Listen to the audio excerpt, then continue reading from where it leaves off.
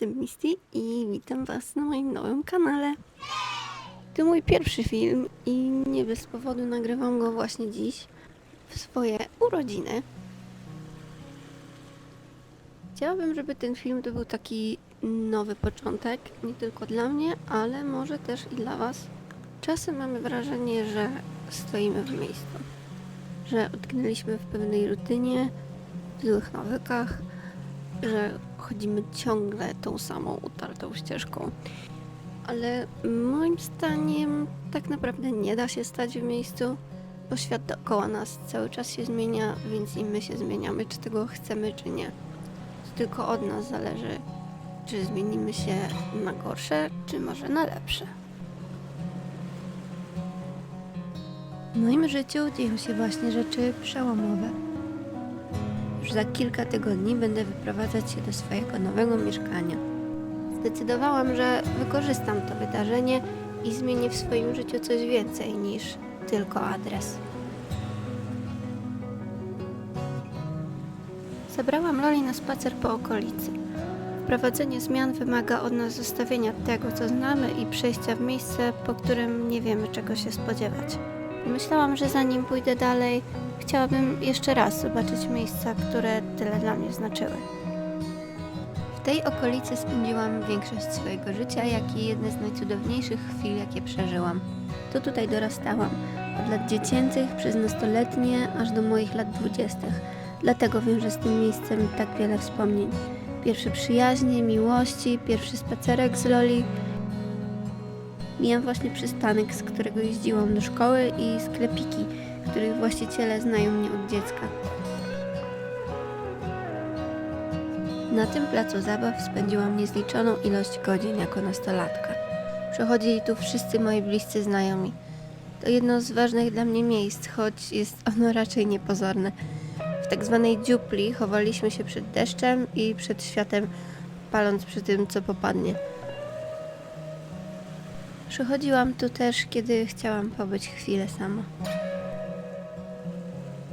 Nie jest tu łatwo pożegnać się z przeszłością, z tym, co znane i wygodne, ale może wcale nie chodzi o to, żeby się żegnać, tylko o to, żeby zabrać te wspomnienia ze sobą, gdziekolwiek nie pójdziemy.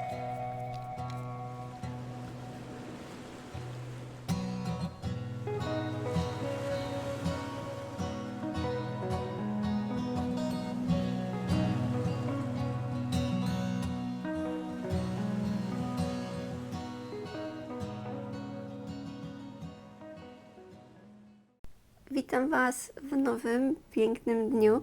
Nie chciałabym, żebyście pomyśleli, że musicie się akurat przeprowadzać, żeby zacząć nowy etap w życiu. Uważam jednak, że o wiele łatwiej jest nam wprowadzać zmiany, kiedy mamy ku temu okazję. I tą okazję musimy sobie wyznaczyć sami. To właśnie start nowego jesiennego sezonu może być dla Was inspiracją do tego, żeby wprowadzić zmiany. Może akurat dzieje się u Was coś przełomowego, nowa praca, szkoła czy cokolwiek innego. A może teraz nic się u Was nie dzieje, ale macie jakieś wydarzenie, na które czekacie. Coś, co może stać się dla Was pewnym wyznacznikiem w czasie. I właśnie do tego momentu chcielibyście ulepszyć w swoim życiu jak najwięcej.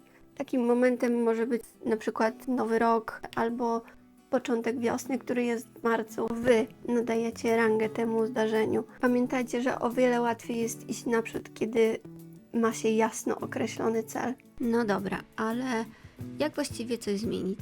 U mnie zaczęło się od planu. Już parę lat temu stworzyłam pewien schemat, który nazwałam 10 filarami życia. W skrócie wypisałam wszystko, co dla mnie ważne, i uzbierałam 10 głównych dziedzin życia, nad którymi nieustannie pracuję. Co rok w swoje urodziny robię porządny przegląd tej listy. I to nie tak, że w trakcie całego roku do niej nie zaglądam. Regularnie ją poprawiam i ulepszam.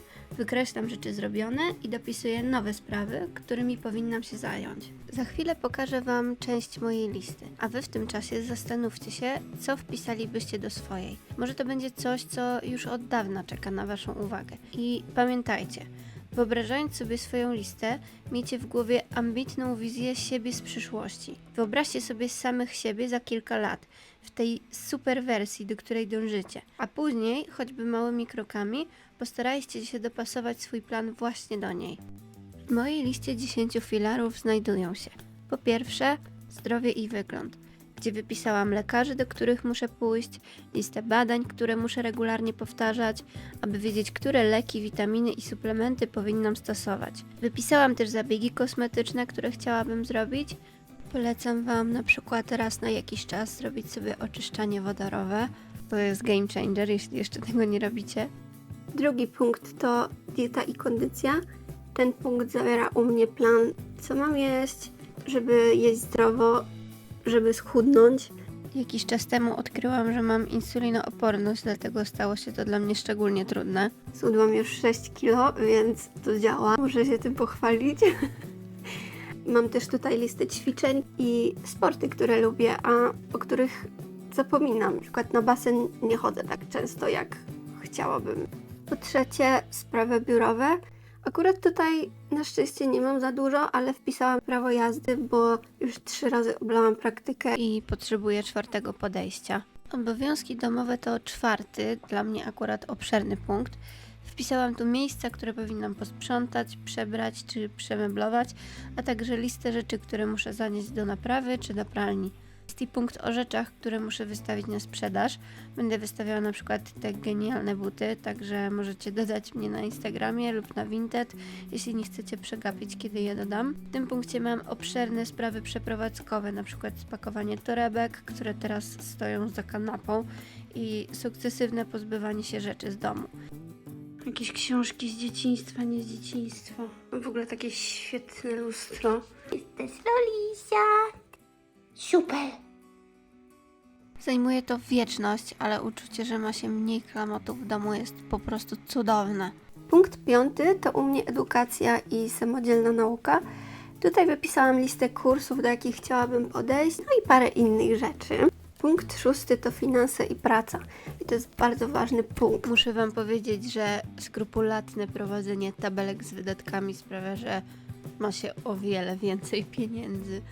Wypisuję tu też wszystkie źródła dochodu i regularnie aktualizuję listę rzeczy, które chciałabym kupić. Punkt 7 to u mnie kariera, firma i social media. Aktualizuję swój biznesplan. Miałam tu też wpisane otworzenie kanału na YouTubie i kilka innych rzeczy, których nie będę Wam na razie zdradzać. 8. punkt to u mnie rozwój osobisty i zdrowie psychiczne. Tutaj mam wpisane regularne prowadzenie pamiętnika, gdzie wpisuję m.in. kilka rzeczy, za które jestem wdzięczna. Uwielbiam dokumentować swoje życie i robię to już od kilkunastu lat. Do zeszytów wklejam też swoje zakończone 2-tygodniowe kalendarze, bez których nie wyobrażam już sobie życia, a także nowość. Dziennik snu, który prowadzę regularnie z czatem GPT od kilku tygodni. Ma mi on pomóc nie tylko spać bardziej regularnie i wstawać we wcześniejszych godzinach, ale też rozwinąć moje świadome sny, które uwielbiam i chciałabym, żeby przytrafiały mi się znacznie częściej. Punkt 9, chyba najfajniejszy, to umiejętności i hobby. Możecie pomyśleć, że te listy to przesada, ale zastanówcie się, ile razy nie mieliście pomysłu, co robić i kończyło się to scrollowaniem TikToka i zmarnowanym czasem. Pisałam tu wszystko, co lubię robić. Makijaże, malowanie, rzeźbienie, robienie zdjęć i nagrywanie filmów. Mam też listę książek, które chciałabym przeczytać w tym roku. Właśnie kupiłam Dwór Cierni i Róż. Miałam już taki spam tym tytułem, że w końcu zdecydowałam się sprawdzić, czy faktycznie jest tak ciekawy. Tworzę też listy filmów, seriali i anime, które już obejrzałam i które chciałabym zobaczyć. Tak samo z grami. Lubię mieć to uporządkowane. No i wreszcie podróże. Zapisuję miejsca, które chciałabym odwiedzić. Robię sobie taką mapę przyszłych przygód. Ostatni, punkt 10, to rodzina, znajomi i Lolisia, czyli mój piesek. Zapisałam sobie ten punkt, żeby pamiętać, jak ważne jest poświęcanie czasu bliskim. No i Loli, z którą chciałabym jak najczęściej chodzić na długie spacerki. Zachęcam Was bardzo do spisania sobie podobnej listy. Napiszę Wam w opisie moje 10 filarów, a Wy dajcie znać w komentarzu, czy robiliście sobie kiedyś tego typu plan i czy podejmujecie się stworzenia swojej listy.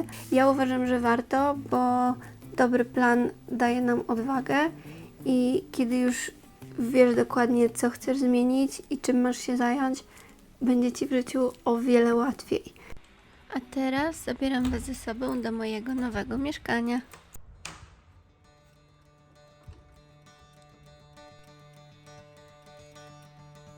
Mieszkanie jest puste, zakurzone i w dalszym ciągu zostało tu bardzo dużo prac remontowych do wykonania.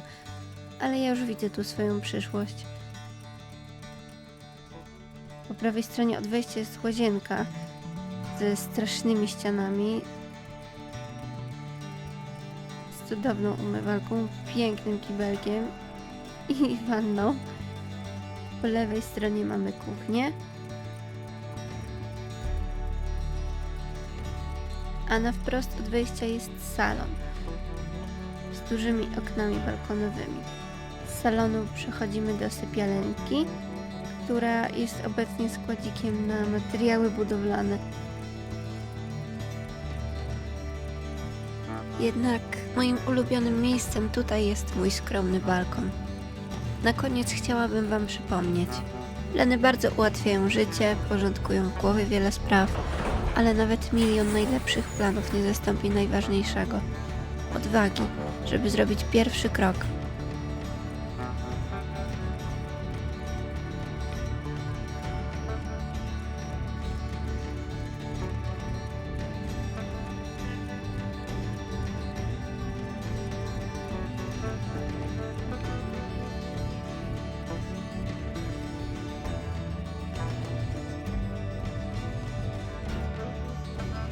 To jest mój nowy początek.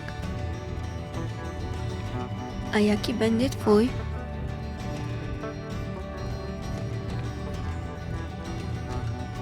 Kliknij subskrybuj i zmieniajmy się razem.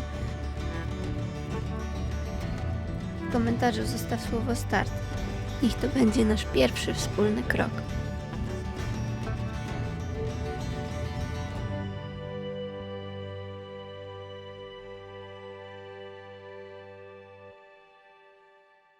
Chodzimy ciągle tymi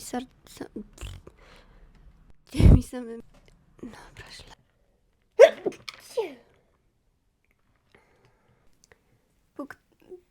Boże.